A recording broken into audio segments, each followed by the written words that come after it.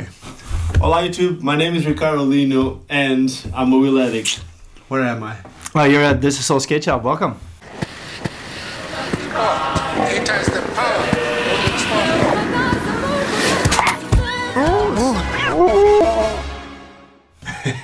Thank you so much. So this is an experience and I was supposed to be using 2 microphones but something happened on the way here. So just get really close.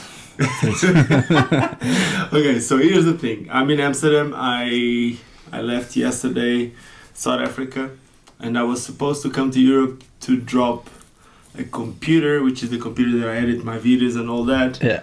Because I'm moving to Portugal in 6 weeks from now. But I got to Amsterdam and my bag, the one that I came to drop, is not here.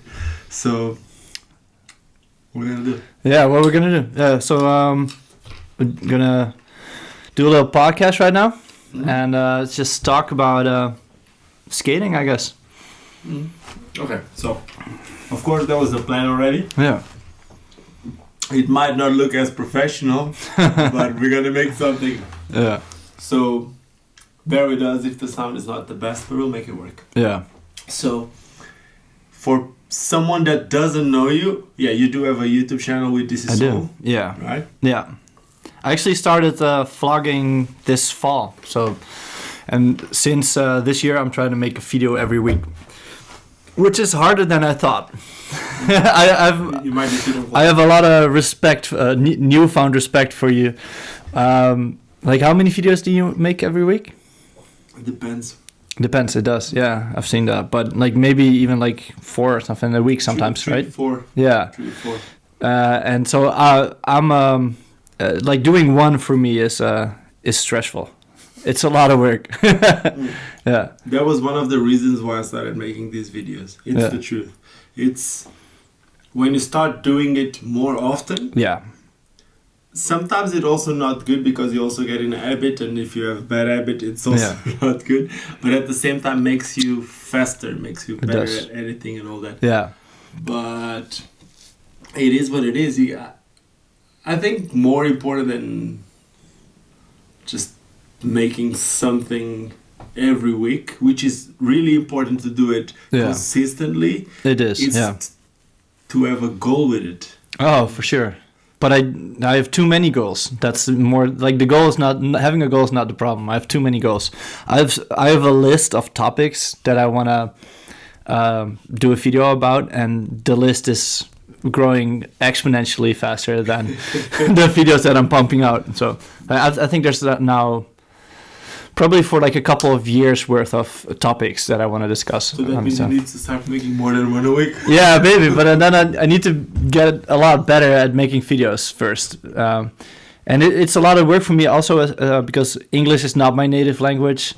And I can ramble okay-ish in Dutch, but I'm horrible at rambling in English. Like I take too many pauses and I screw up too often, and then I do have to do a new take. And the recording itself is just it's a process, but I'm getting better at it. And then making the videos as well, like getting to know with how the program works and stuff like that. You know what I do? Yep. For someone listening to these, they might not see themselves doing it, but a lot of times I have the topic and I keep on talking, and then sometimes I just cut stuff. But you cut stuff, but I don't go back and like say it again, because it makes it so much harder when you have a topic. But you don't want to know how much I fuck up, so I misspell or speak out words all the time, and then I just I don't want to deliver that. I want to have more like a video that I'm proud of, that I'm not afraid to show. Of course. Yeah. But now on a different topic, which is still related with the same, not about the editing, but you actually started doing a YouTube channel for This Is Soul in the right time. Yeah. The reason why I say that is that a lot of people complained in the past, and some of them still complain about roller news. Oh yeah. But the truth is, since roller news died, because it really died. It died now. Yeah, I saw that. Since roller news died, everyone that is on YouTube, their views went up. Oh, did it? Yeah, I never spoke about this, but it's something that I realized. It really did. Oh, okay. A lot of people used to say that Roller News was generating Views? Yeah. views for whoever they were posting. Yeah. It wasn't really that way. The truth is... Did you ever make Roller News with the vlog or something? Or? A lot of times, David, I think the name of the guy was David, I don't know his last name, from France. A lot of times he posted stuff, especially when I did the skate talks. Yeah, oh yeah, of course, yeah. But the truth is, since Roller News died, my views went up like on each videos. Okay, that's maybe cool. Because people are starting to search for different ways of consuming skate content, and that's why I'm saying, like, as an example for you, it's like the good time. People always complain that if it was 3-4 years ago, it would be better. Depends on what you say, it would be better. Or yeah, well, that's also what happens when you get a population that reaches the age of 30 or plus. They tend to think that the past was better. So yeah, I never thought about it that way, but it's actually the truth. It's like, it's not just about not having that many young kids doing it, because it's a fact, but it's also what you're saying. Like, we always go to those early 20s. Yeah. And I would also disagree on the pessimistic views of the sport, like what you just said, like that not a lot of young people are doing it. This is not the problem, having young people doing it, like loads of young people doing it. It's just our problem of how poorly we are able to reach out our culture to them. And we should be more focused on that. That's good, but like, I wasn't being pessimistic. I think I was being real when you look at the sport a few years ago, and I'm not crying about it. I deal with it every day, and I'm perfectly okay with it. But of course, we're not going through that trendy wave of skating like it was in the 90s, where because then we were back then we were good at showing our culture. Like people were affected by the culture, but now people are just skating, and they are not identifying as a skater while doing so, and that's the difference. What do you mean by that? Well, give me an example. Well, they're not owning up to the fact that they're doing it. They're not. It's not a part of who they are. They wouldn't put it on their resume in their hobby section. They wouldn't. Some would still do. Yeah, but or the people wouldn't be identified as such. Like, if you see them walking on the street, you wouldn't see like, oh, that's probably an inline skater, just by how they dress. Yeah, or they wouldn't like seek out other inline skaters to socialize with, or like all that culture stuff. That's not there. But people are skating a lot. Like, just if you go to the Fondo Park, I see people skating there all the time. Okay, you're talking about in Holland in general. Yeah, but also in the UK, if there's I don't know the name of the park, but there's a big park over there, and there's people skating there. And there's like in every main capital in Europe, there's like some central city park that people are just skating around in. Okay, you're talking more about like skating in general, not that much about like aggressive skating. No, for sure. Yeah, I'm talking about inline skating in general. And I'm not being negative about it. Yeah. Here, it's nothing to do with it. I'm perfectly okay with the situation that skating is right now. Yeah, exactly. And I really, that's what I really enjoy the way that skating is slowly growing right now, because it's like, yeah, I do. How can you tell that skating is growing? Yeah. Like what kind of reference do you have saying that? Speaking about South Africa, which is where I live, I can see it growing in numbers. Okay. Which is the best way to see it. What kind of numbers are those? Like, where those? I'm talking about when I first moved there. I would basically mainly sell aggressive inline skates. Yeah. And those I keep selling about the same, which at first I thought it was okay, but nowadays I keep selling the same of aggressive inline skates, but the urban or the recreational skates that I sell. But that could also be your part of the market that you're, because you managed to get like a foothold on Google, and now that when people in South Africa Google inline skating, they come to your store instead of some other. So that's maybe definite proof of the sport growing. No, I don't think so, because when I first got there, that's also something. When I first got there wasn't really someone doing it. Yeah, doing it. Like there were people selling skates, but they weren't doing it. If that makes sense. Imagine there's the guy that sells skates because he wants to make money. So it's just he might sell skates, but the next month he's gonna be selling cork to the winemaker. Yeah. As long as it gives him money. And there's the guy that sells cork because he loves it. Oh, for sure, yeah. And he loves the wine, and he really wants the wine to have the best. Yeah. That's basically what I am, not for the cork, but for the skates. So well, it's good to have a store like that, and definitely helps to grow in the sport. I believe that. Yeah. How did you felt? I'm just asking the difference, in Amsterdam. Like you said to me that the shop started 7 years ago, right? Yes. How was it before? It was the same. It's been like just seeing people skating on the street, that kind of level, has been consistent for a long time. But did you add like a shop in Amsterdam? Oh, you mean shop-wise? Okay, so there was at least in this country, you have in the 5 biggest cities in this country, you have this kind of type of fun sports store, and that they sell inline skates and some skateboards, and especially longboards and scooters and waveboards and heelys maybe, or something, stuff like that, you know. So like action sports store or something like that. Yeah. And there's one of those in Amsterdam. Okay. Yeah, but of course, if you go there, then they have like just some USD skates or something. And but it makes a huge difference for someone to come to a shop like this. Like look at this, you come here, like this side is just the whole thing is just aggressive skate. Yeah. Well, actually, the reason why I started the shop is because the other shop that was already here was not doing a good enough job. Because I started the company by just teaching. So I started the skate school when I was. Actually, when I was 16, I started teaching, but I started the company when I was 21. Okay. And in that period, I just sent my students, whenever they needed new skates, I just sent them to that store. And then the students would come back at the next lesson all like happy, like, hey, teacher, I got these new skates. Yeah. And I was like, oh, no, it's the Legacy. And it's 3 or 4 sizes too big. No. And it costs you 300 euros. Oh, no. Like, it would just be horrible, you know, for me.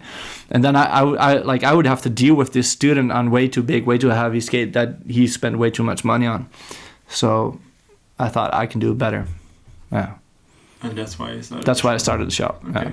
But you were saying, like, as an example, in Amsterdam, you still see people, and most of the cities there will be people skating.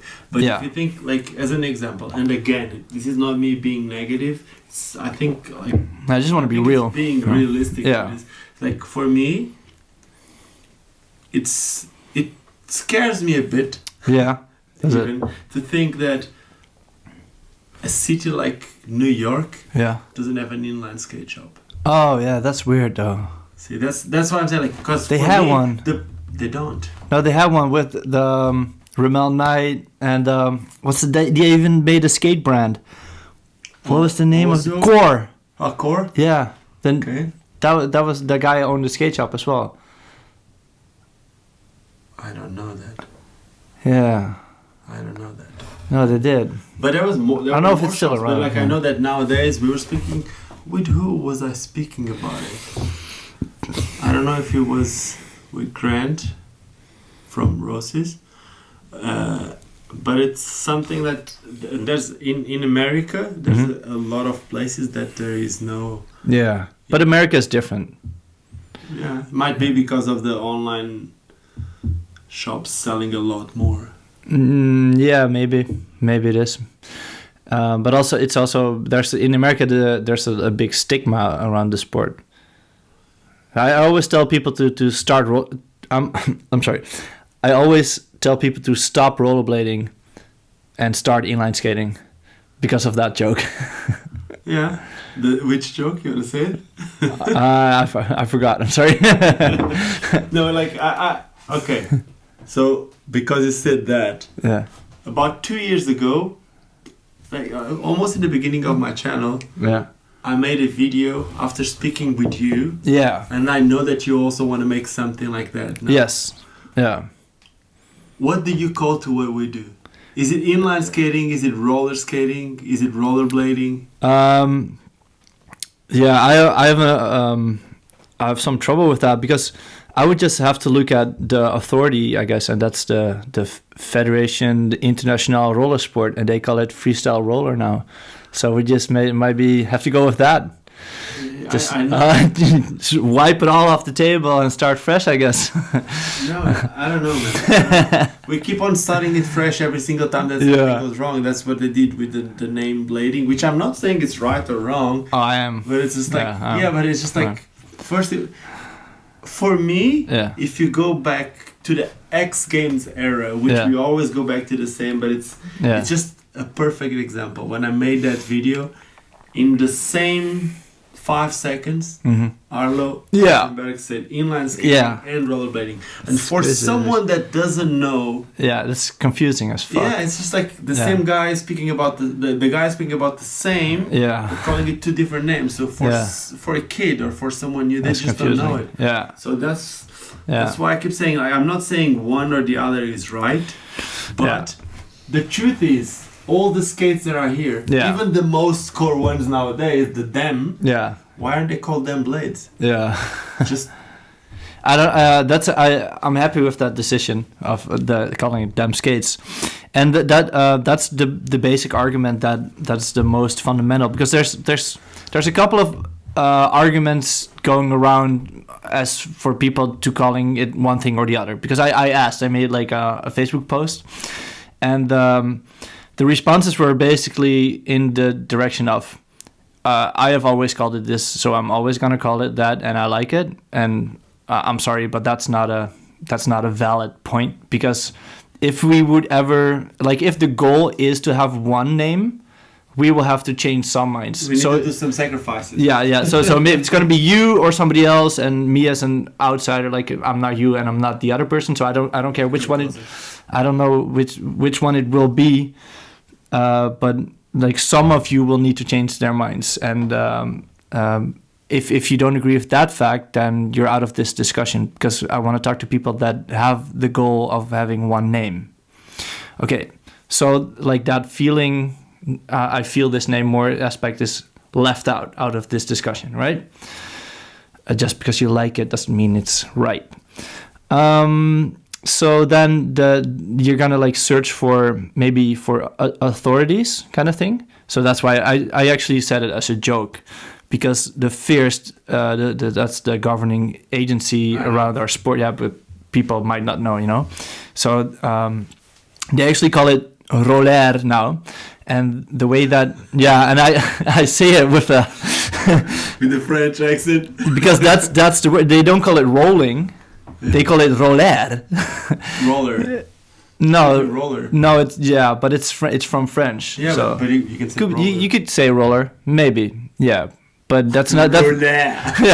That's not the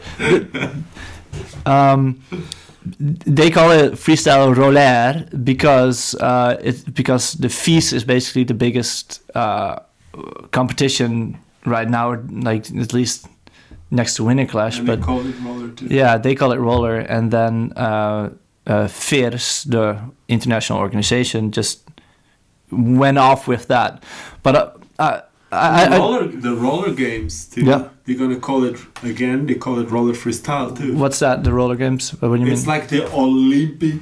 Oh yeah. The Olympic 4-hour sports. Yeah, but that's it, like. It's gonna be big this year in Barcelona. Yeah, but they inserted it from the wrong, like because I think basically any native local name doesn't have the right to be the international name. So here in the Netherlands, people call it skileren. In Germany, it's rolskuiten. No, it's rollerschuhe. In Denmark, it's rolskuiten. In Poland, it's rolki. In Portugal, Spain, and Italy, you know this best. Patines. Exactly. And then in French, it's roller.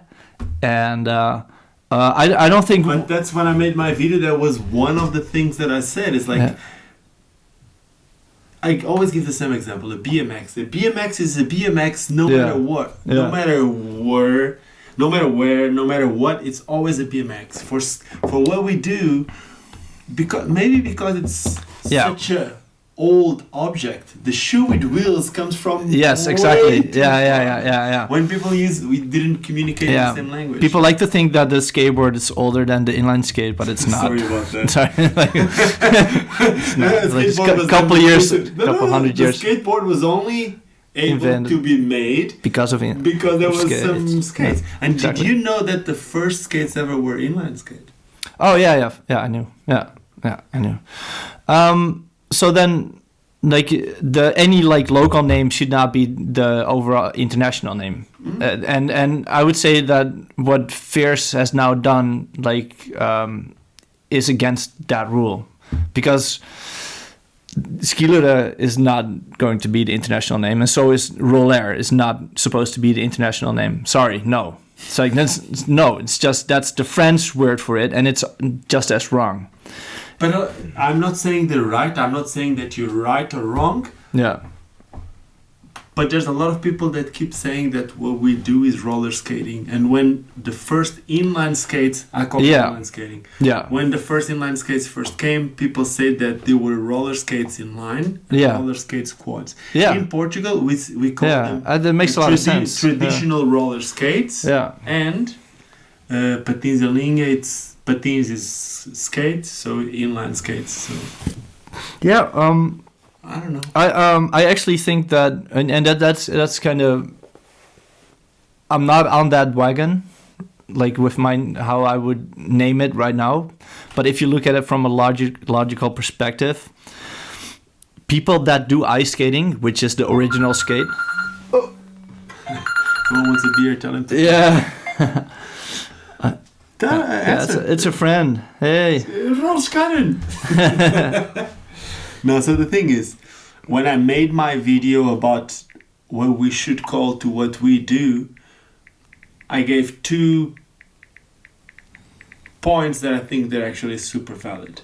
Yeah. One of them is what the companies that make the object that we call it. Yes. And there is not one single brand that call it. No, I lie. There's one brand here that call it blades, and that is razors. No, yeah. But sometimes not really. Not even not them. really. Because sometimes they call it blades, and sometimes they call it don't. skates. You have to be consistent. Yeah. So all of them, and then, not even going to the second point. Yeah. If you call it blades, when was the last time that you say, "Hey, let's go blading" or "Let's go"? Oh, for me it's been a while because I'm off that chip. And then the second point that I gave on that video was, we're living in an era that a lot of things is digital. Like when you want to find something, you Google it. Yes, so we need one look name. for the word which is the strongest. And now talking about the word which is the strongest, it's actually roller. Like if you look for, it's the truth. If you look for the hashtag roller. Roller what?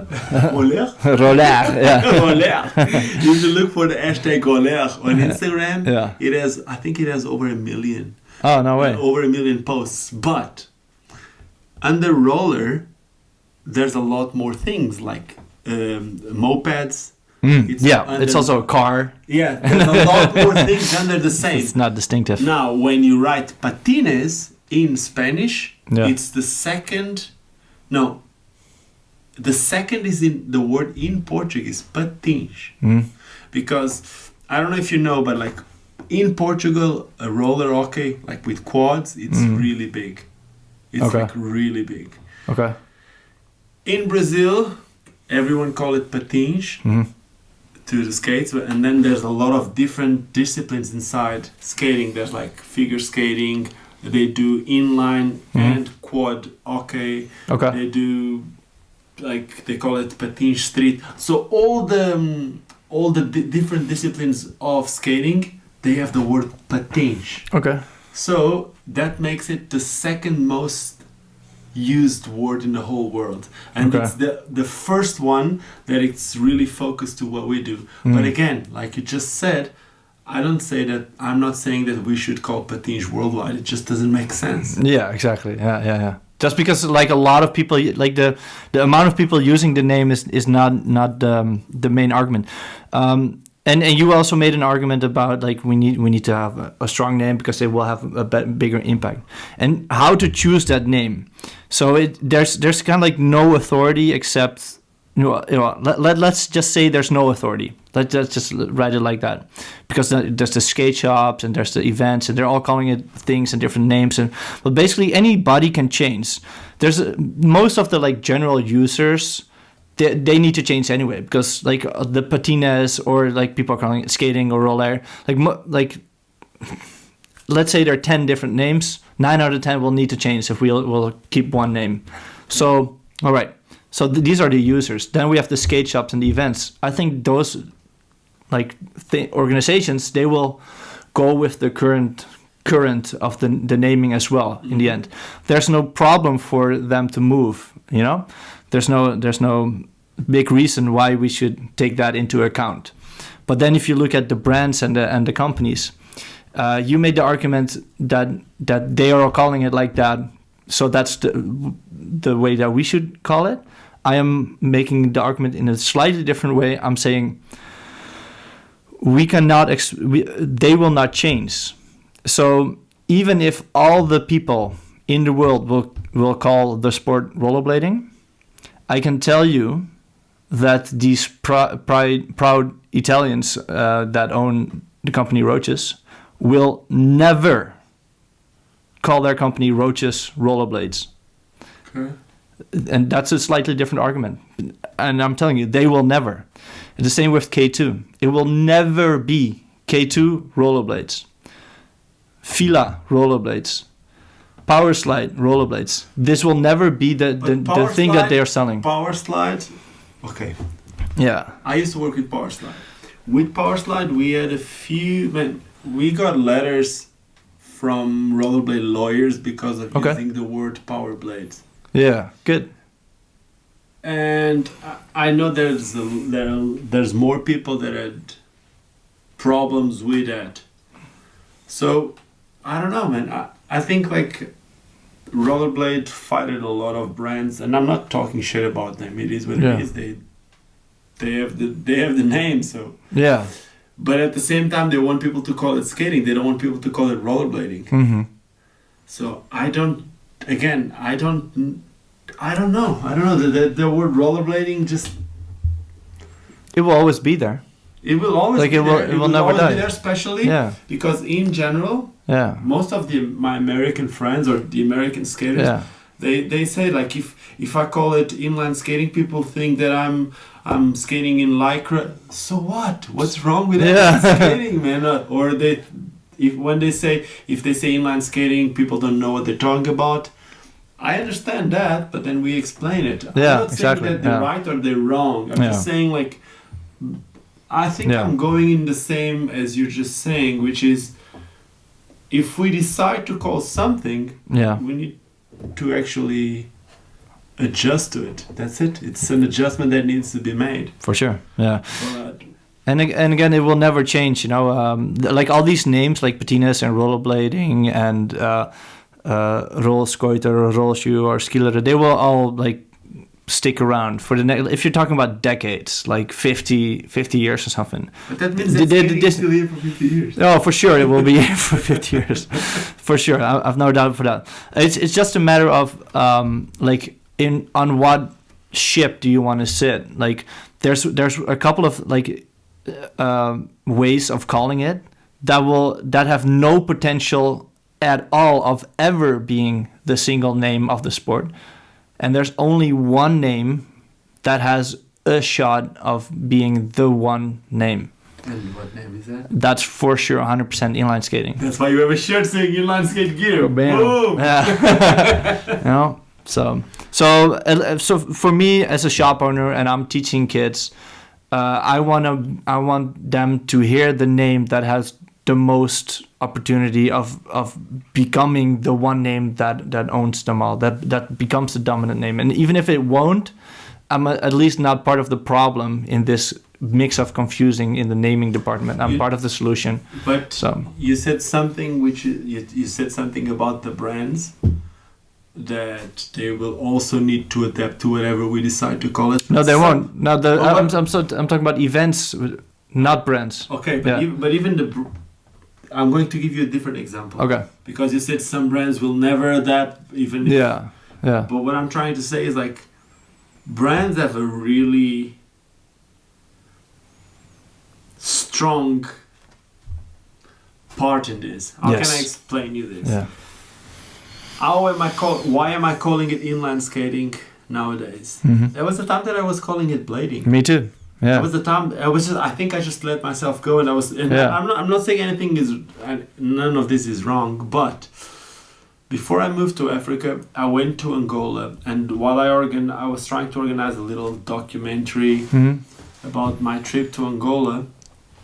The guys from the company Seba sent me some skates, but they said they would only support the event because that was supposed to call African Blading Experience. Okay. They told me, we will support your project, but we will only support your project if it's called something which is not blading. If it's something else, call whatever you want, which is not blading. Yeah. If it's African Inline Experience, because what we do, it's inline skating. Yeah.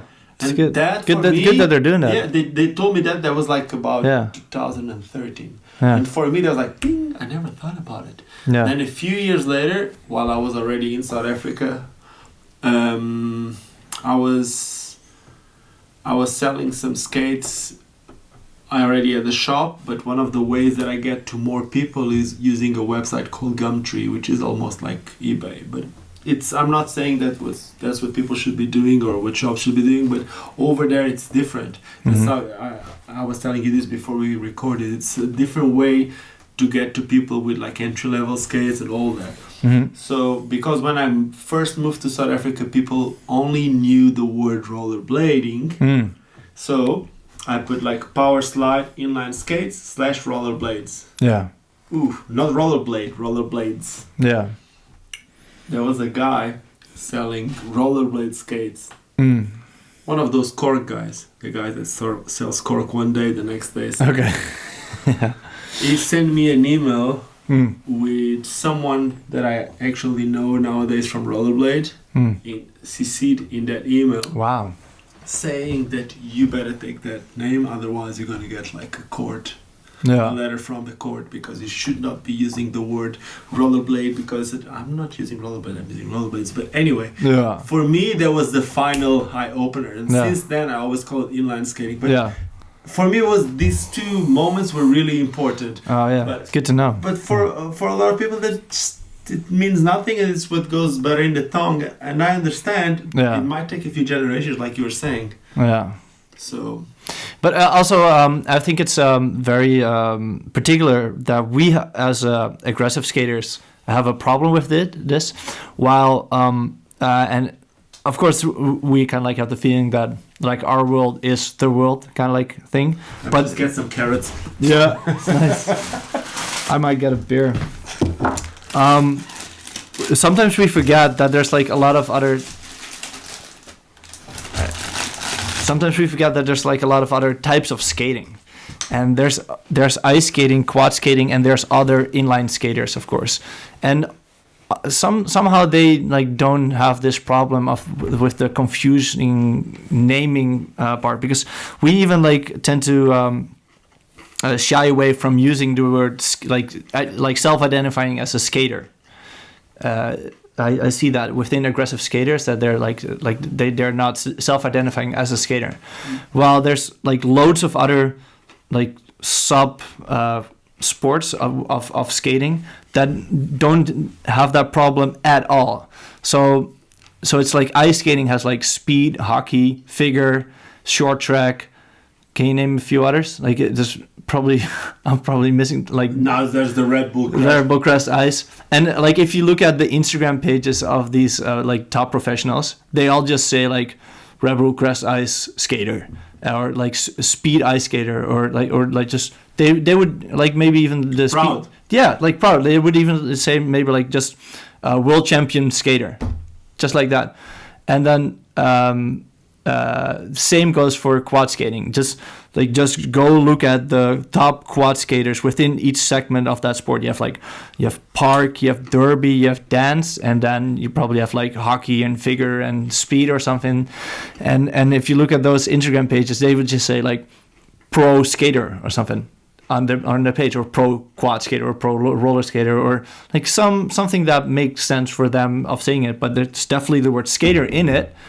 And then within inline skating, it's the same. You have like speed inline skating, figure inline skating.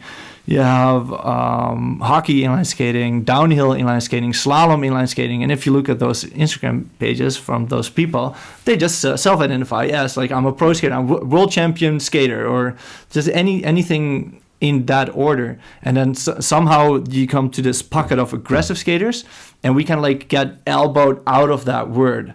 And it's the weirdest thing, while all of our cousins doing basically the same thing, skating, are able to do it with pride, we get kind of like bullied out. And I'd say maybe sharing a skate park with other users that self-identify as skaters, namely skateboarders, has something to do with that. And I'd say the best response to that is just to own it, just like other skaters do. It's true. Yeah. But you know what? I sometimes see myself on both sides on what you're saying. Mm-hmm. As an example, I made some shirts for the channel, just saying like WHEELADDICT. And some people say like, you should make something like with draws on people on skates. I want to use a shirt that shows that I'm a skater. Like, but at the same time, I was like, but I don't know if I identify myself with such a big shirt with like. But I don't know, maybe it's not because of what you are saying, it's just because of a matter of taste, and maybe I'm going a little bit out of topic, but it's just like something that just somehow made it click here. Yeah. Which is... So you wouldn't wear a shirt like this, you mean? No, I like that one. Okay. I like that, it's different. Yeah. But like using a t-shirt that for me would remind me like the 90s, like those big draws or like cartoony or something like that. I don't know if I would use it on a shirt, even if I like cartoon a lot and like just drawing faces and stuff like that and skates and stuff like that. I don't know if I would use that on a t-shirt.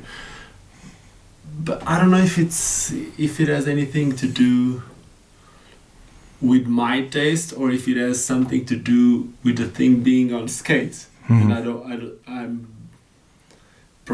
don't see that as the best way to promote skating, as having a t-shirt with a skate on. Yeah. Maybe. Or maybe like a beanie like this with the little skate on it. But that's cool. That's completely different. Oh, okay. So That's like what I'm trying to say is like. Or a belt. I like that. But I think it's more like some things are minimalistic, but they look really cool. Maybe it's just a matter of taste.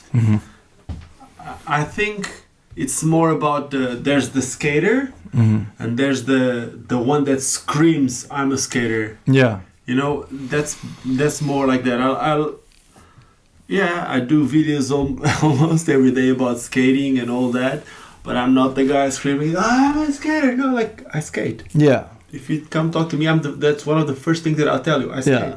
Yeah. I skate for a living. It's the truth. Yeah. But like I'm not. You don't want to overdo it, maybe. Yeah, but I'm not like And sometimes that over screaming sometimes can also be negative. Oh yeah. That makes sense. If it's kind of like corny in a way or something, maybe. Yeah. All right. I just got a package for you this week with some stuff. Should we talk about that? We can't open it here, but we can talk about that. We want to talk about the culture a bit more. We can. You can show me the old model, and don't show the new one. All right. Okay. All right. Okay, that's cool. So basically, I got a pair of these, but the new ones. But we can't show them here yet. Yeah, we can't. We shouldn't show them. We actually can. I don't know. I'm not gonna do a review, but we can. Okay. Okay, let's try it. Because I'd love to compare these two as well, because it's the same size. There we go. Yeah? Here you go, Ricardo. It's not gonna be an unboxing, it's just a... I haven't seen them yet. I've seen them at the Winter Clash. Yeah. Oh. Okay. Oh god. Alright, boom. Too bad they're the different size.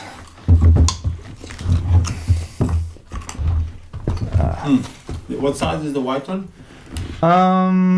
Same, 42. So we can compare the length as well. Looks the same. Looks the exact same. Yeah. Yeah. I'm actually kind of curious how because it's not my size, it's your size. I'm kind of curious how they feel I like and the if it feels different. Same. Yeah, with the leather kind of feels the same as well. Same like the M12s. Yeah. The materials, do you think they are the same exactly? Yeah. It has the they both have the Look. double plastic because the black is a softer type of Dual plastic. meter, yeah. Yeah. You know what? There's a different cut. No, it's the same cut here. Yeah. And I don't know if it's me, but it seems like the non-UFS version is a bit lower. Yes, I noticed it's lower. Yeah. Of course, it has smaller wheels too, but Yeah. So maybe the old one's better because it's lower. Nah. I don't think it's about being lowest. Well, it's the thing. It's one of the. I would say it's good to be low.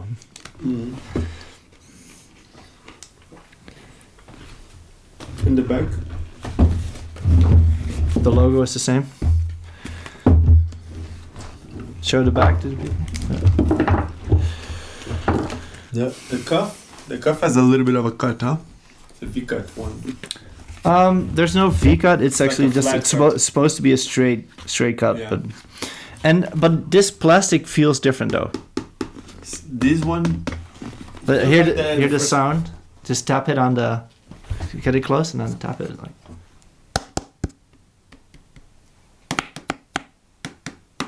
This seems a lot more harder and Yeah, plasticky. yeah. The plastic is harder. Of the old I don't know cuff. if it's better being harder.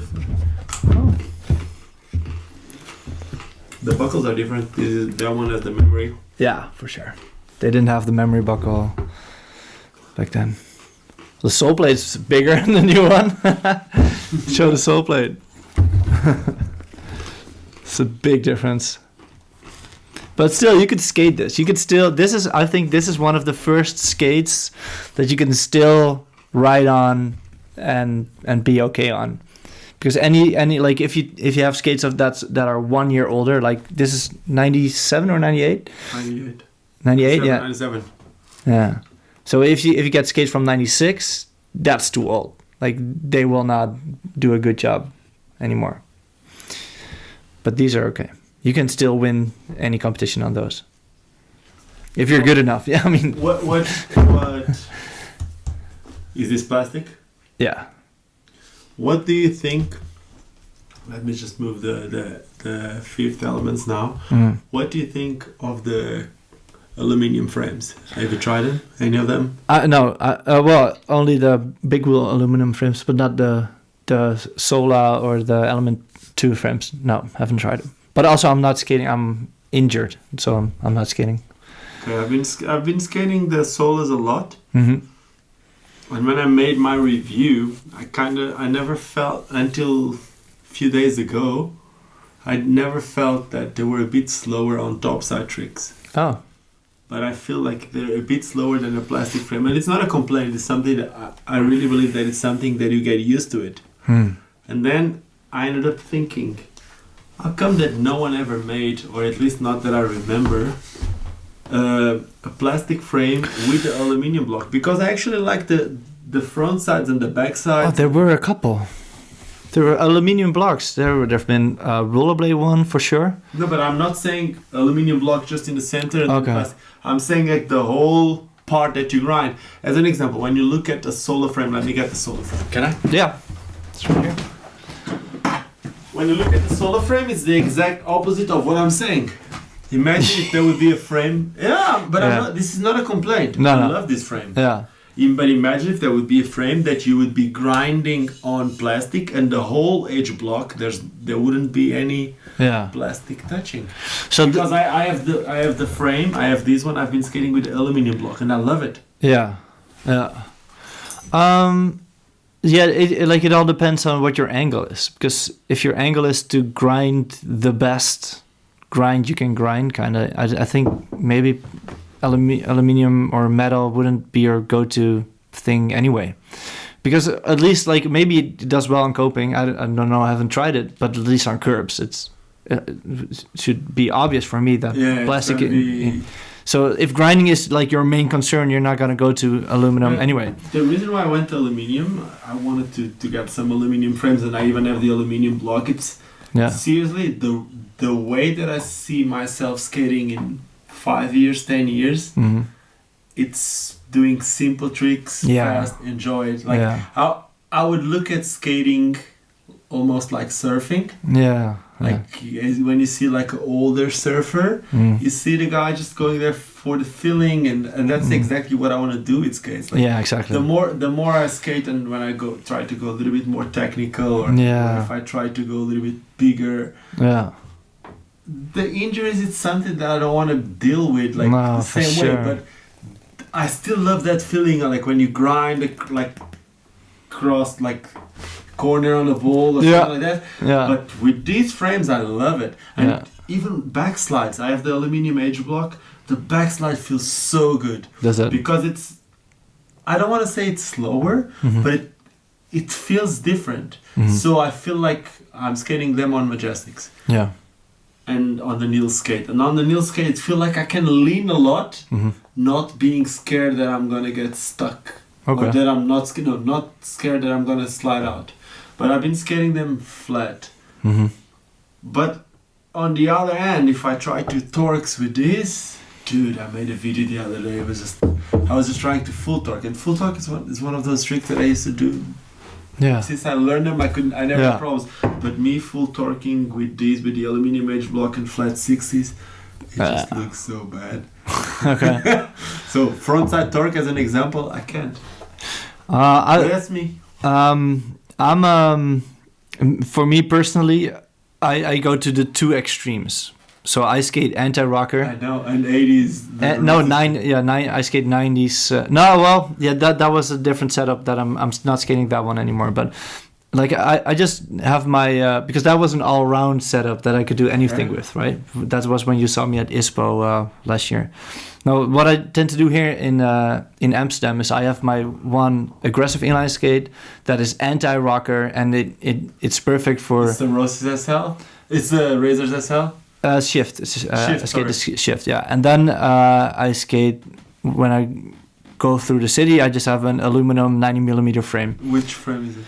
Well, actually, right now I'm skating worn down 90mm wheels on the GC 600 frame, and they're officially 80mm, but I have the large, so you can fit bigger wheels in it, and they sink. You can go up to 84. You can put 84 out of the box in it, I think.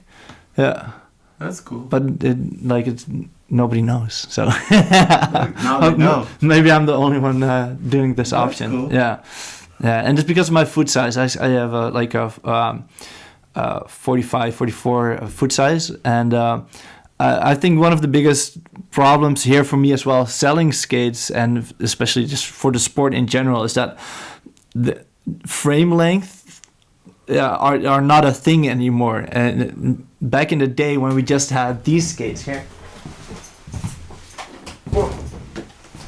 these beautiful skates, these are the roots of our sport, and when they came out, and the other way around. Yeah, it's better. The Rossi Street, that was my first inline skate. Yeah, and then before that, of course, the Rollerblade TRS Lightning, which was basically the same thing. If you get like a size 36, the frame is really small, and if you get like a size 49, the frame is really long, and that makes sense. That's the way it should be. And that's also what I try to tell my customers here when they walk into the store, because that gives you stability. I have 3 questions for you, but now I'm going to the first one directed to, related to this. Yeah. I fully understand what you're saying, but as a shop owner, doesn't it make a lot harder if you need to sell, if you already have like 10 sizes of skates? There's more than 10, especially on those, which is from the 36 to the 49. You have 13 different skates just to have one model. If there's one model, if you want to have it in all sizes, you need 13 pairs of skates. Then if you're gonna change the frame, if there's three sizes of frame, you need 3. But then if there's 3 colors of those 3 sizes, then you need 9 frames. Oh yeah, for sure. So what I'm trying to say is, like, as a shop owner, does it make it a lot harder? Because for me, I understand what you mean. I hate sizes. I understand what you mean for the consumer, for the skaters watching these. But as a shop owner, it's like, this is, as a skater, I don't like it. What do you know about the? Sorry. As a skater, I don't like it. The whole damn SML. I don't like it. You don't? I don't like the my feet 40, 41, 42, 43, 40. I don't like it because like the toe area, it's lycra, which is cool, but then it's slippery. There's some things that I don't like as much as if the skate was made just to my foot, but at the same time, as a shop owner, I love it. You know, do you know who you can blame and thank for that? Who? You? Yeah. Why? Well, I wrote an email about like this long to Matthias. I think it was 3 or 4 years ago, maybe, and explaining him about like how it is being a shop and what you want as a shop, and how Powerslide is and all the other brands are also not doing that. And basically, it was like the big argument for double sizing. And at first, Matthias was like, nah, of course that's not. We're not going to do that. But then later on, I think maybe the same day or something that order, he told me he started to think about the email more and was like, oh yeah, that's what we need to do. You know, so he tried it on the Aeons, and then it worked with the Aeons, and then now the whole Powerslide thing changed. And the same with John. I had a podcast, like a Skype call with John once, and I told him about like the story about double sizing, and it's important. So the reason with them is this as well. It's the same with Intuition liners and all that. But Intuition liners, they're not expandable, and they're still just 3 sizes, and they work. For me, because I think I'm on a medium. And I still feel the heel, and some people complain about that. But I was not going for that. Let me see if I remember what I was going to ask you, because we were just talking about the sizes. Yeah. And the frame sizes related to that? It was related to the boots, but I just okay, I can answer your question about like, isn't it annoying to have different frame sizes as a shop owner? And I would say no, because the skates come in as a complete, and I sell them as a complete anyway. So, and I just cannot sell somebody with a size 45 and a 4x80 frame that's this short. It just doesn't work. It's too unstable. So, there's the part of having all that on stock as a separate product, but then just the skate itself has a stock frame on it, and like that just goes in and out again like that. So there's no extra hassle if it's a bit bigger frame or for smaller. you, it makes a huge difference. Like that's the thing. Like now, I'm gonna talk as the shop owner from South Africa, because you have distributors in Europe. So if you need anything that you don't have stock here, you can have it in 2-3 days. As an example, I needed these wheels. He got me the wheels. Yeah. For me to get these wheels, either I would need to pay almost double the price to get them there flying. Yeah. Or I would need to wait 3 months for this. Yeah. So that's the main difference of having like a shop where there's distribution. Oh, I know exactly what I was going to say. So we were talking about sizes. And I don't know if you ever thought, let me just take a carrot more. Did you ever thought about skateboarding? Oh yeah, that's like check this. You might want your board to be a 8.0 8 inches or 8.5. Nobody wants whatever. Like, it doesn't matter. Like there's different sizes of boards. Yeah. And people don't care though. Is it on focus? Is it in focus? I don't know. Anyway, I hope it is. There's different sizes of boards, but like if there's like a Paul Rodriguez board, it comes in 2 sizes, and that's it. They're not gonna make the board in every single size just because of this. The skateboarders wanting the board and it's not in their size. Yeah. What I'm trying to say is, I'm not saying this is right, and please don't judge me for this too. But imagine if like a company like Powerslide, that they have like 20 million different models. I'm not saying this in a bad way. They have a lot of different models and people love the offer. Yeah. It is the truth. For shops it's hard. For the skaters it's cool. Yeah. Okay. It's the truth. Yeah. Skaters like to have more offer. So I don't know. I think it's also confusing for customers. yeah. Then, But in general, you know, you use online a lot, like you are too. Yeah. You see, if there's a new, they come and complain. Oh, the new color technology. You need to change something. I think as a sport we need to get rid of that mentality that you need to change something for it to be better, because that's what happened with the Federlite 1 had metal spacers, and then the Federlite 2 was new and improved because it didn't have metal spacers, so it saved weight, and then the Federlite 3 had metal spacers, so it was faster, and it is. I'm absolutely a fan of the metal spacers. But the marketing for the Federlite 2 was actually that it's lighter because it didn't have metal spacers. So it's like insane. We're at a point now that a skate is a skate. This is a good skate. You can skate it. This is a simple skate. It's a good skate. It doesn't matter. The damn skate is a good skate.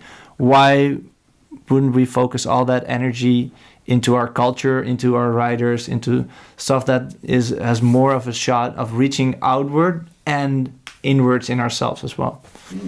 Promoting what we do. Yeah. Okay. Sorry. Going back to the same. Sorry. Skateboards, they're made in that way. Like, they don't need to make the skates. Like the Paul Rodriguez board doesn't need to come for your foot size if you want 8.5. That's it. It comes in 2 sizes. Yeah. Imagine if a brand, like I'm gonna give the damn skates now as an example. If the damn skates Alex Brosco would only come in a large, and a small, it wouldn't come in a medium, and then the next year they could come in the medium. Whatever. It's just like, it's just a thought. I'm not saying it's right or it's wrong, but it would make the investment from the shops and even from the brand a bit different, and it would be a different way to have more products on the market. I don't know. It's just, it might all be wrong. I'm not. I don't think I really follow you on having one colorway not in all sizes released on that part. It's just, I'm just giving you the skateboarding boards example. That I'm not saying that we should compare with skateboarding. I'm not saying that. I'm giving you an example of something which is done. In another sport. I do have another example like that. It's also something that I'm thinking about, that we are as a sport are not doing, that another industry is doing, and as a shop owner I would really like that, and I think customers would actually in the end like it more as well. And the only company that is doing that right now, or has been doing it, I don't know if they will continue doing. Well, I think they will. So that's Roaches. Roaches has had this skate. They've had it for long time. The exact same skate. They make some adjustments, but it's just better. That was my first skate ever. Exactly. And then they have the Majestic Black standing there in the corner, and it's unchanged ever, and it never goes in sale. So for each like shell type, like a Cult or an SL, or keeping the basic one. Having the black version being the unchanged black version. So now what them did, and I had a Skype meeting with John where I told him about the double sizing, so he did that. So thank you, John, for doing that, because I really like it. It makes it also more clear for customers, because then they know I'm a medium or a large, because the shell size is the most important size. In the same conversation, I told him this same thing. Have your basic colorway and keep it forever, or like for 5 to 10 years at least, as a long-term steady bedrock thing. Same price, doesn't need to go on. It doesn't need to be on sale ever. And the industry that's also doing that is shoes. So compared to Converse, they have the All-Star Black, and they will always have it. They have always had it, and it will never go on sale. And then there's new models, new colors, ways coming in and out. And now what the Dam has done, they made like a black version with white lace holes and now the old one is in sale, and Now it's sold.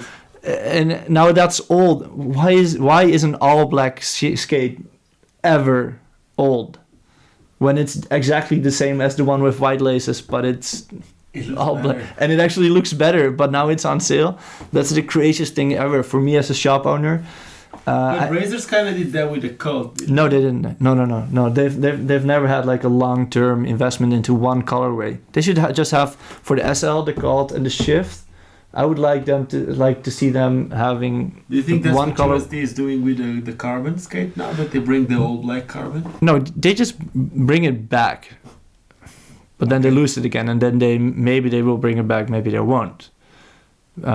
So, like, I try to carry all skates, right? But for the free skates, for example, I'm not. I pick basically the good looking ones, and there's a good quality of price range, and So, but the big reason why I will always be full of stock with the FR skate, because I can just buy it without hesitation of it. Like when I get new skates in, I'm like thinking like, oh, maybe this is an old model again, because if I buy it now, maybe in like 2 weeks it will go on sale everywhere, and I need to put it in sale as well. So then it will be really stupid. It's always going to be there. Always going to be there in the same colorway, and never have to put it on sale. So it's a good solid investment for me to stock it. And the same goes for this. I will always have this in all sizes on stock. And if the brands, I'm telling you, brands, if you're listening, please, if you want to sell skates, make the decision for skate shop owners easy, by having one stable model that has a solid release, and then you can have like other different colorways surrounding it and doing your marketing on that. So, but you can actually keep your marketing on that one too. It doesn't. Exactly. Exactly. It's a small piece of it. It's really important. That's cool. Yeah, that's something that. See, I never thought of that. Yeah, but you were the product developer, kind of like for Powerslider for a long time. No. I was consulting. Basically, basically you give them ideas. That's what it is. I was never like the main product developer. No, that was a product. That is Kenneth and Matthias. Yes, Kenneth. There's more people worldwide. There's more people that does it. But I was like, for some projects I was asked to help. That was it. There was one project that was the kayak Karma roller skate that came from me. Yeah. I was looking at the skates here.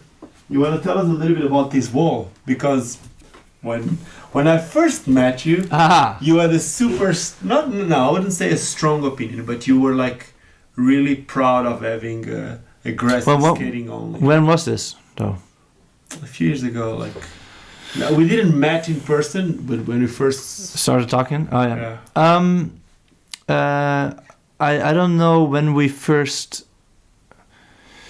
So yeah, it's okay. So this is all definitely started as an aggressive inline skate only shop, right? And now we are not that. Now we also sell skates to cruise around the city with. I love it. Yeah. Me too. It's really important. Yeah, me too. That's why I wanted to know, why did you start as aggressive skating shop only, and then. All right, so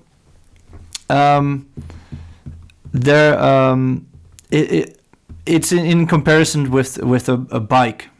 Somehow people are able to differentiate a BMX bike from a regular bike. Like regular people are able to tell, like, that's a BMX bike and that isn't. And if you take that look at inline skating, people are somehow, suddenly I noticed this. People are not able to see the difference between an aggressive inline skate and a freestyle inline skate or a recreational inline skate. But if they would be able to see the difference, you wouldn't sell them anymore? No, this is just the start of my argument. So, yeah, that fact just hit me. Because what I tried to do before thinking of that was to make aggressive inline skating as strong as I could make it. Okay, and then it makes sense not selling anything else, because I only wanted to focus on this. But as soon as I realized that there's no way to make it strong by itself, because people somehow cannot see it as a separate entity. I'm going to give you an example of what was one of the best not best by price or I love the quality of that skate, but some people didn't. But one skate that was amazing as an aggressive skate, that was the Richie Eisler carbon-free 72 skate. And the reason why I say that, it's because that skate could be used by a beginner and you would have a really good feeling with that skate. Mm-hmm. And like when the AN72 came out, that's an amazing skate for a beginner. I sell that skate for someone that doesn't want to aggressive skate every day. Yeah, me too someday. Because they're very low to the ground and the wheelbase is long as well. But like it's a skate that will give you a really good ride. And most of the aggressive skates, especially a few years ago, they were the most horrible ride ever. And that's where those skates were really, really needed. Nowadays we have a frame like these. Yeah, for sure. Like people skating flat. Yeah. People are actually caring about how they feel on their skates. Mm-hmm. But the truth is, whenever someone comes to the shop and they want to buy a first skate, an aggressive skate in general, it's not a good first skate. For sure, and that is true. I was just about to finish my argument, so I'm gonna finish it. I'm sorry. So because I made a long, boring story, and you were like, "Oh, that's boring." I'm gonna cut you off. So I'm gonna recap. What you were saying is you want to have people have a skate that they can enjoy, and that's a good, valid point. I was not on that level. I was just thinking about how can I make aggressive inline skating as strong as I can. Until I noticed people will never be able to differentiate aggressive inline skating from other types of inline skating, at the same as they do within bicycles. Okay, so that's when I decided the only way to improve aggressive inline skating is to improve the overall image of inline skating. Yes. And that is what I'm trying to do now. So I'm trying to only have skates here in the store that look good and that are actually good. And that when recreational skaters that want to have nothing to do with the aggressive inline skating leave the store, that they actually gain a part of the new identity as an inline skater with buying it in what I would hope to be a cool store and with a product that looks good, instead of if they go to any of the other recreational inline skate stores that have all the neon skates with neon yellow and neon whatever stuff, and having it in those stores just feel really cold to me. And then so they buy a product that doesn't look good and they'll leave the store with a really cold and like a ugly feeling inside. So I'm trying to fight that in this way. Okay. It does make sense. Yeah. Now, because you're talking a lot about colors. Yeah. And I work with a company that makes a lot of colors. I felt a little bit touched. Not in a bad way. Oh yeah. To make you a question, what's the smallest skate that you sell here? Smallest size? Yes. I'm not entirely sure. I think it's like something like 25, 26, and for the Roses Orlando. I've seen you have something here that I want to speak about. Oh yeah, it's a really funny. If you're talking about sizing, because it comes in like two shell sizes kind of thing, but then the smallest shell size is not available yet because it was all bought up by stores in South Africa, because so all the European stores don't even have the smallest size in this. So now it just comes in. I think South Africa. No, South America. I'm sorry. So now we only have the 37 to 40 size, which is not a particular innovating size for an aggressive or for a freestyle skate to have. So like it doesn't fill a hole in the market as you would like it to be at the moment. At the moment, but the smaller shell size is a good addition. And what do you think of the skate? I have a lot of thoughts, so I don't know. I cannot say it in 1 minute. And there's a lot of aspects. There's a lot of stuff I do like, and there's a few things that I don't like. Okay, strongest points on this skate. On this particular skate, because there's two versions, I think this is a better skate for a beginner, but at the same time, the 90s might be too long, the frame. For sure, that's the main thing. Like, who comes up with? First off, I know who comes up with it, but the idea of having a 90 millimeter frame on a children's skate is insane for me. Probably 390s would be a better option. Yeah, or not 90s at all, just because you want them to be as low to the ground as possible. You want to have 4 small wheels. And also with this particular frame, so if you're going to have a 90 frame at all, don't have one that has an extra pinky of room between the wheel and the sole. So like height wise, it could actually fit 100s.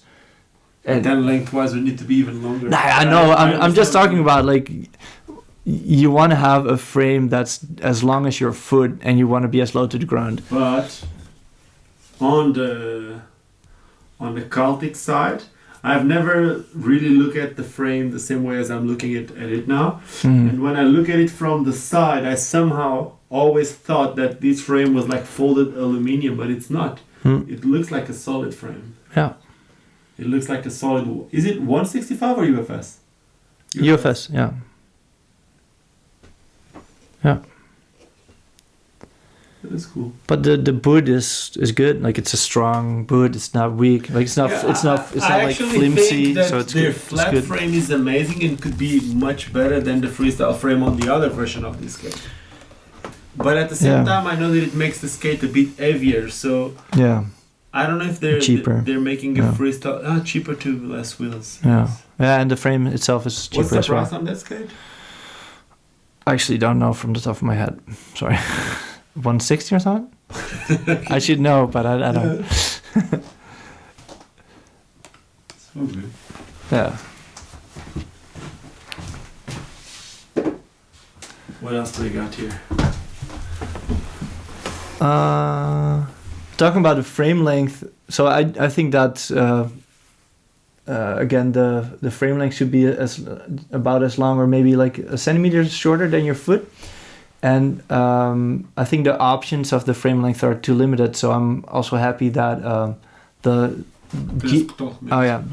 ground control 80 millimeter frame comes in 2 sizes, and that's also because I had a conversation with Andy about, like, because I knew he was going to make this skate, and so I begged him to, like, please, if you have the bigger sizes, make a longer frame for that, because I just cannot sell like a 4x80 normal short wheelbase to most of my customers here. So I'm happy that he moved in that direction, and I hope that like Seba and Powerslide also start to do the same thing. I know Powerslide does it at least with the 90 millimeters. I don't. They with the Trinity skates, they have different lengths. Probably it doesn't come on the stock frame. It doesn't come on the stock skate. Yeah. They have different lengths, but on the stock skate, it always comes the same. Yeah, there's an. I still need to see evidence of that, because I'm searching for that frame. I haven't seen it available in the Trinity skate. Yeah. As an example, I know that the 100 comes in 2. Yeah, but then it's like this size or that size, like, but it's still not here. Yeah. So it's still not a long frame. It's a freestyle skate. Yeah. Frame which is really short. So there's like a extra short frame and a short frame, but I'm not interested in that range. So. What is the skate in the whole shop that sells the most? The Majestic for sure. Yeah, but it's been like that for a long time already. Just also the black Majestic or the the black one. Yeah. Better than the Pro models and everything. Yeah, kind of the same.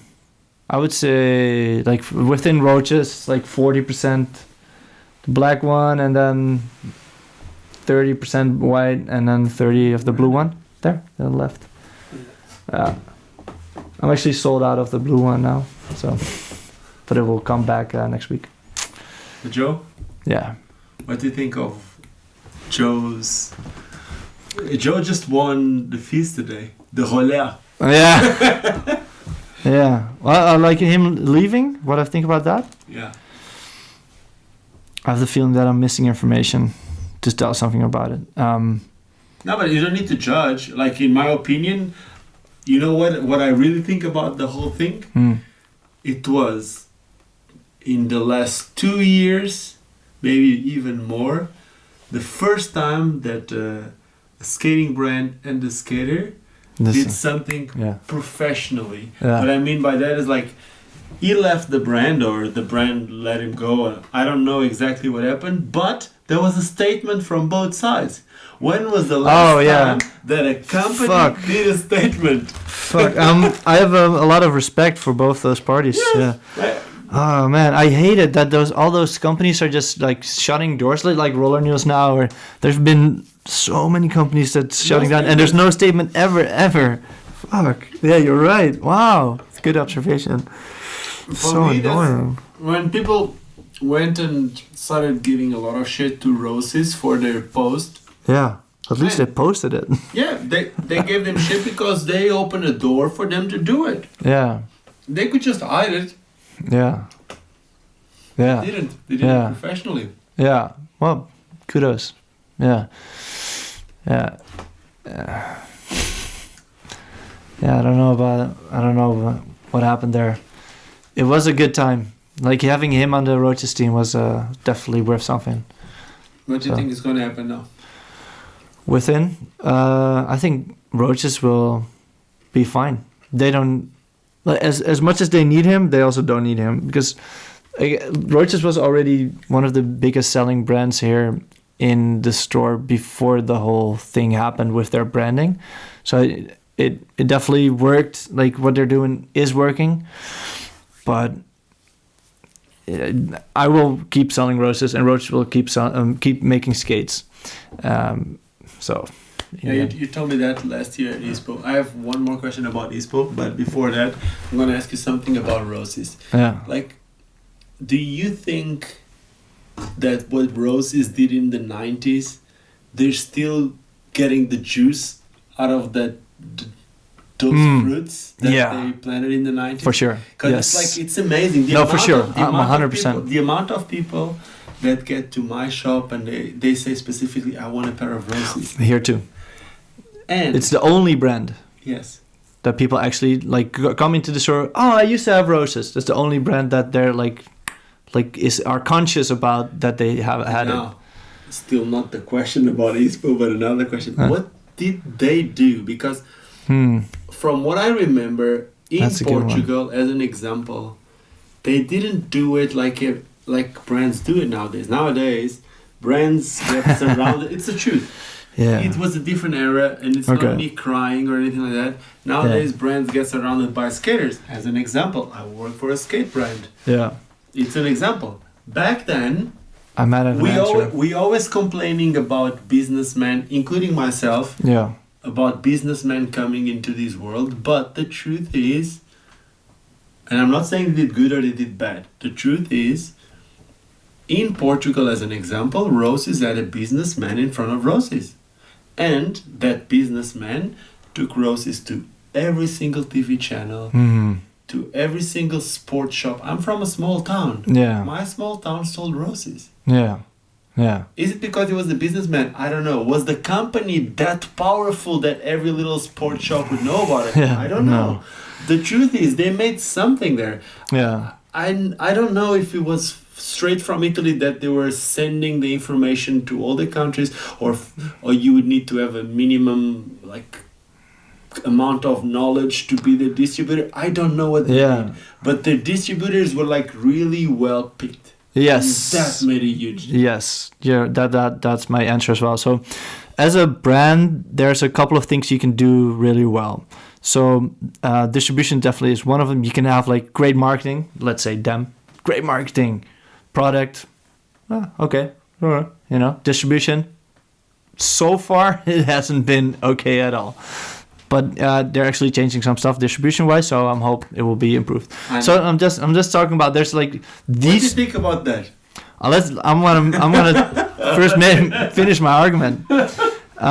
So Power Slide, for example, has nowadays they have really good products. Branding, in my opinion, not that good. At least they don't have a brand identity that sticks out. But the distribution-wise that they're doing distribution really well, but they're doing it in-house. So they have really good sales team and distribution team in-house.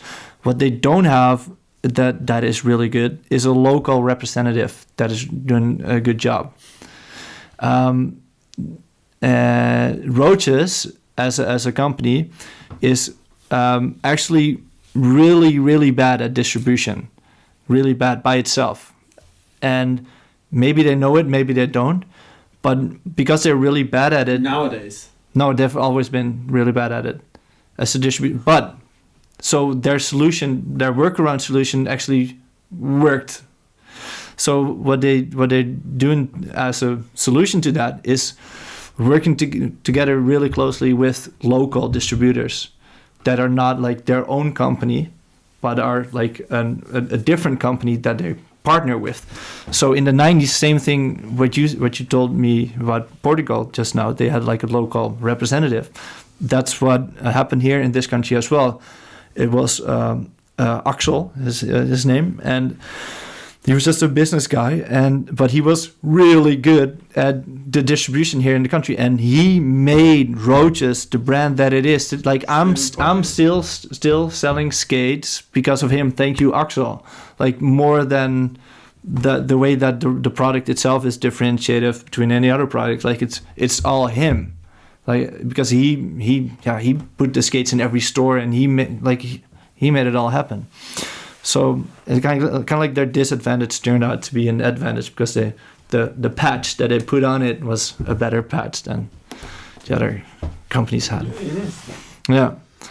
They did something amazing in the 90s. I don't know. Yeah. But again, that's it. Yeah. No, I was asking you. You said something is about to change for the distribution. We're not gonna say who's gonna make the distribution for them or not. Yeah. I don't think until there's an announcement. But what do you think that? I think like I love what John is doing, and I have all the respect in the world. But like again, like you were saying, if as a shop, if you think like it wasn't working as good for you, maybe you needed help. But one of his main selling points as a brand at first was that it was all done in-house by him. Mm-hmm.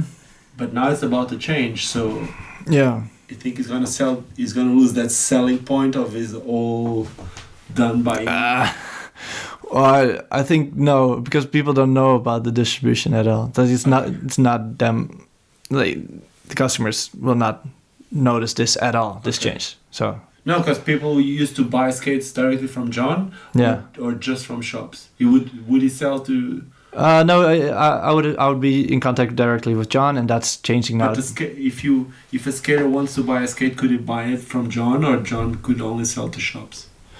He does both. So you can buy Dem Skates on the Dem Skates website directly from him, but you can also buy it from a shop, a local shop like This Is All, or but then as a shop, you buy it also directly from John. And now for the European shops, at least, that's going to change to a distribution company, which is a lot better because now if I want to have a restock, I can just get it like that, and it's here the next day. Not like South Africa. Yeah. And but before, when I would get a restock from John, it would just take a long time. So. Yeah. Okay. So one last question, maybe. Yeah. Maybe it's gonna keep going. We don't know. I'm grabbing this thing. Yeah. When I met you at Espo last time. Yeah. We tested some wheels. Oh, what happened with those? No, they're making it. I think they're already selling. Yeah. I couldn't feel it. No, me neither. But I haven't thought about it even since. That's nice, but it's a long time. This last year. It's called Simbro. So okay, and I told it back then. I told it to them as well. So what it was a wheel with an internal brake, but to make it for them, they wanted to do it external, not internal. No, yeah, with the sorry. The wheel comes with a brake. Yeah. But you need to put your feet in a position. Yes. Yeah. To make it brake. Yeah. You need to bend it externally. Okay, so yeah, so this wheel has a certain core that if you put the skate in a certain angle, if you make pressure on the outside of the wheel, right? Yeah, and it's a very complicated system inside. But to make the brake work, you would need to have a certain technique, I would say. All right. So me as a teacher, let's say I would have one student that has this type of wheel that enables this, and I would have the other without it. I would still need to learn the person with this advanced wheel to use this braking technique that it requires. It's not intuitive enough. So in that same time of me learning the one with the advanced wheel, I would learn the one with the normal wheel, the normal braking technique. So it ends up being the same. Yeah, so I would say it's not an advantage, and it's just more money. I think they changed the wheel. My feedback for them was, for you to stop, you would need to put your wheel in a position that is completely really far away from the position that you would need to stop. Yeah. If they can find a way for the wheel to work somewhere in between the way you really stop and the way you roll, that could be a progression, you know? Yeah. Okay, so a couple of things have been tried in that area as well. Rollerblade tried it with a cuff. Yeah. And it had like a thing here, and then if you put the cuff backward, it stops. So I don't know. Maybe that's actually a good one. I have a system that we created now for micro. Okay. But it's not for that. It's for kids. You might like that one. Okay. It's gonna be patented. So if someone is watching this from that, they can do. And I'm gonna tell you for the first time. I'm gonna write it. It's gonna be called progressive blocking system. Okay. And it's for kids skates. Yeah. And it's just a screw that will completely block the through a screw that you can throw in front of your skate, no. And then you ride over the screw and fall over it. Different. No, it's a screw. It's obviously not a screw, but it's like it's a way for you to black your rear wheel, because when we're talking about skating being a motor action that you can do from 3-year-old. Yeah. So as a 3-year-old, what you want at first is not to roll. It's to be able to stand on these things that we call skates. Yeah. So you first need to deal with this. Yeah. For you to deal with this, you need to block the wheels. Or you need to walk on grass or on a thick carpet. Yeah. So our solution is blocking the rear wheel, but then you just don't unblock it and expect kids to skate. So progressively you can unblock the wheel so that the wheel goes from not rolling to roll a little bit to roll completely until freely moves. You could also take out the spacers or something. That's nothing to do with the spacers. No, I'm talking like or you put in bad bearings or like anything else that will slow it down. Yeah, but imagine it's something that instead of opening the skate, it's really accessible. Yeah. So when the kid first in the same session, you can have the kid just from not skating to skating. Yeah, that's really smart actually. It's a really basic thing, but it. Yeah. You know, I've been teaching for 17 years, and last week I made a new thing up because I had a new student, and there was a girl. She never skated before. She was a bit overweight, and it was just not gonna work. You know, she was not gonna learn how to skate. So after 17 years, I finally came over with a new teaching method, and I just put one skate on her foot and she could have her shoe on the other and discover the roll. Yeah, just feel the roll like that. And it didn't work? Yeah, she was just, I mean, she still can't skate, but at least she was able to like attend the lesson and roll around and practice a bit, while otherwise he wouldn't have been able to do that. Talking about the 1 foot skating, did you ever 1 foot skated like aggressive tricks and stuff like that? Yeah, I come from a small town and all we had was a half pipe, so we got creative back then. Just put on one skate, drop in, and try to do that. My first skate, again for the third time in this video, is this. Yeah. I don't know if you remember, but these skates used to break here when they first came out. Okay. If you had impact like strong after a few times, if you wouldn't eat it completely straight, if you eat it like this, one of the sides would break. Okay. Nowadays it's completely different. I see that they have bridges and stuff like that. Back then they didn't, so I broke my skate and I still had one good skate. So for a few weeks, for a few months I didn't have skates. For a few weeks until I had a different option, I only had one. So I skated with one skate, that's all I had. I'm from a small town. and Yeah. I didn't have that much money. And then until I had the money to buy another pair of skates, which wasn't these, then I ended up buying some K2 fatties.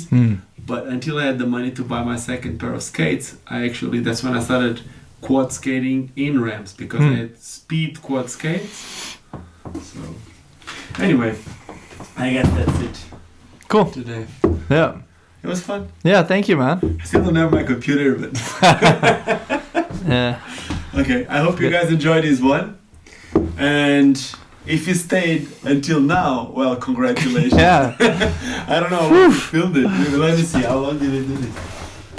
I don't even know. Maybe like 2 hours, 1 hour? I don't know. I have no idea what time it is at all. Anyway, congratulations to all of you that watched it till now. You're a champion. Don't forget to go and subscribe to This Is Soul YouTube channel. I'm gonna put the link in the description, and that's it. Yeah. What you gotta do next? Drink beer now. I'll drink water. Thanks, man. Well, good. Thank you Yeah. so much. Cheers. Inline skating. Yeah. Olé. Okay.